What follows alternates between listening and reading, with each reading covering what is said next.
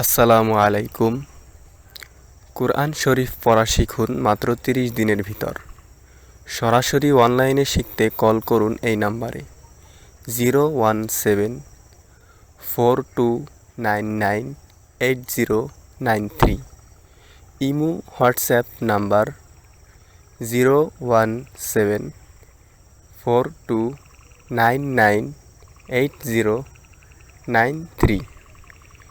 Skype নেম HM Sirajul Islam. প্রিয় শিক্ষার্থীবৃন্দ, আপনি যদি আমার এই ভিডিওগুলো পার্ট টু পার্ট দেখতে থাকেন তাহলে অবশ্যই 30 দিনের ভিতরে কোরআন শরীফ পড়া শিখতে পারবেন। সো আমার এই ভিডিওগুলো পার্ট টু পার্ট দেখতে থাকুন এবং পবিত্র কোরআন শরীফ পড়া শিখুন।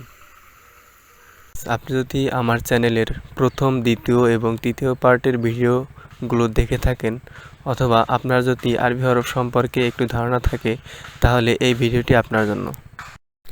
কিন্তু আপনি যদি একদম নতুন হয়ে থাকেন তাহলে আমার চ্যানেলে গিয়ে প্রথম, দ্বিতীয় এবং তৃতীয় পার্টের ভিডিওগুলো দেখে নিন। কেননা আপনি যদি আমার পূর্বের ভিডিওগুলো না দেখে থাকেন তাহলে এই চতুর্থ পার্টের পড়াগুলো বুঝতে পারবেন না। সো নতুন হয়ে থাকলে পূর্বের ভিডিওগুলো দেখে আসুন এবং প্রত্যেকটি ভিডিও সম্ভব হলে 2 থেকে 3 বার দেখবেন, তাহলে পড়াগুলো একদম সহজ হয়ে যাবে, সহজেই পড়তে পারবেন। কারণ একবার দেখলে আসলে ওইরকমভাবে মনে নাও থাকতে পারে। এই জন্য যদি সম্ভব হয় তাহলে একটি ভিডিও 2-3 বার দেখবেন, তাহলে সম্পূর্ণ পড়াটা সহজ হয়ে যাবে ইনশাআল্লাহ। أعوذ بالله من الشيطان الرجيم. بسم الله الرحمن الرحيم. با جيم فا صاد ميم ها كاف شين عين লাম বা গইন। তো ভিউয়ার্স, এখানে লাম এবং এখানে আছে কাফ। এই কাফ এর মাথাটা একটু বাঁকানো থাকে, এরকমটা দেখলে আমরা বুঝতে পারবো এটা কাফ। এবং এরকম সোজা টান থাকলে আমরা ওটাকে বুঝবো কি লাম। সোজা টান, এরপরে নিচের দিকে এসে একটু বাম দিকে গেছে, এটা হচ্ছে লাম। তো আমরা অনেকে অনেক সময় এই লামকে কাফ বলে ফেলি, আবার এই কাফকে লাম বলে ফেলি। আজকে থেকে আর এই ভুলটা করব না।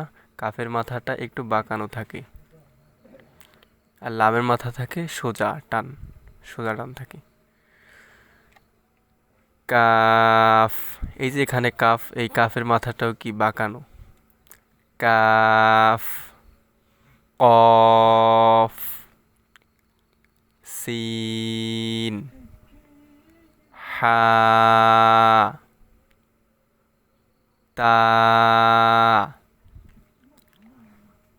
মিম,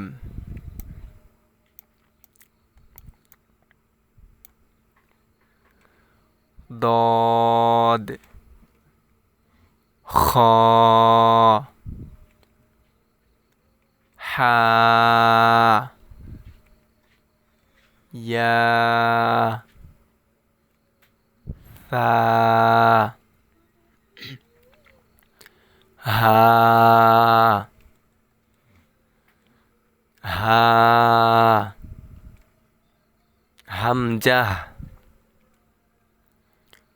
গইন, ফা, নুন, আইন। এই যে আমি যেটাকে নুন বললাম, এটাকে অনেক সময় অনেকে ঝা বলে ফেলে, আবার অনেকে জাল বলে ফেলে। আসলে জালের এই যে জালের মাথাটা এরকম এরকম সোজা থাকে না, ওই মাথাটা একটু বাঁকানো থাকে, এরকম এদিকে বাঁকানো থাকে।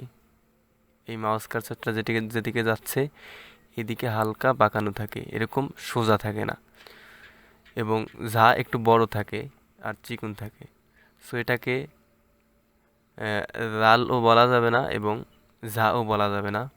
সোজা টান যদি থাকে এবং উপরে যদি একটা নক্তা থাকে তাহলে ওটাকে নুন বলতে হবে।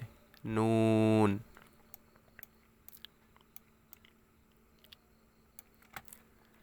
বা আলিফ। হা বা। হা জিম। জিম দাল। এখানে যে দালটা দেখতে পাচ্ছি, এখানে অনেক সময় এই দালকে অনেকে লাম বলে ফেলে, যেমন এটা হচ্ছে লাম। এই দালকে অনেক সময় লাম বলে ফেলি আমরা। সো লামের টানটা যে আসছে এরকম, ডান পাশের যে উপরে যে টানটা গেছে এই টানটা অনেক কি লম্বা, আর বাম পাশের যে টানটা একটু একটু মাঝ বরাবর আসছে, মানে মাঝ বরাবর। কিন্তু এই যে দাল যেটাকে বলছি, এটা এই মাথা এবং এই মাথাটা একদমই কাছাকাছি। সো এটাকে দাল বলতে হবে, এটাকে লাম বলা যাবে না। মিম আইন। আইন সদ। ওয়া লাম। লাম কাফ। হা ওয়াও। লাম হা। হা মিম। মিম নুন। লাম আলিফ। এটা হচ্ছে লাম আলিফ। এটা অনেকে মনে রাখতে পারে না, একটু ভালো করে খেয়াল করবেন। এটা লাম আলিফ। লাম আলিফ। লাম হা। এটা কি? এটা হচ্ছে লাম। একটু মনে রাখার চেষ্টা করবেন, যেমন এটা লাম আলিফ, এটা মনে রাখবেন। এবং লাম, এটা লাম। লাম হা।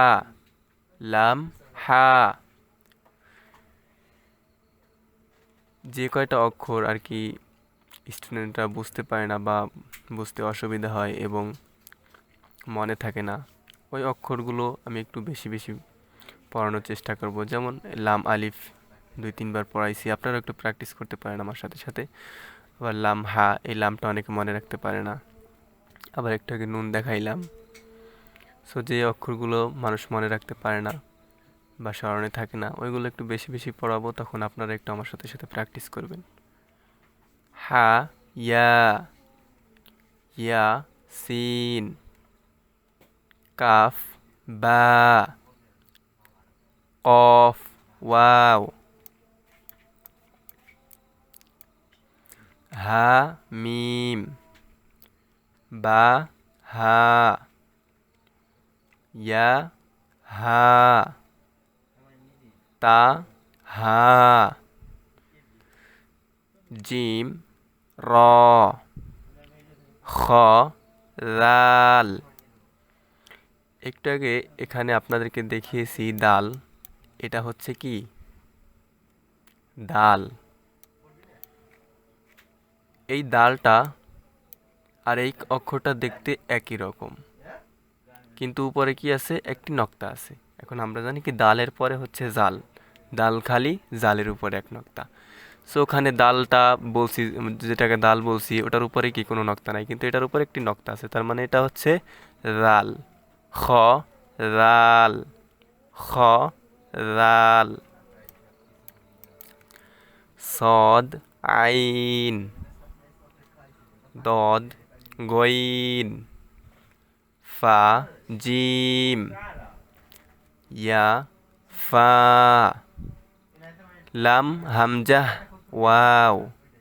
জিম হামজাহ ইয়া।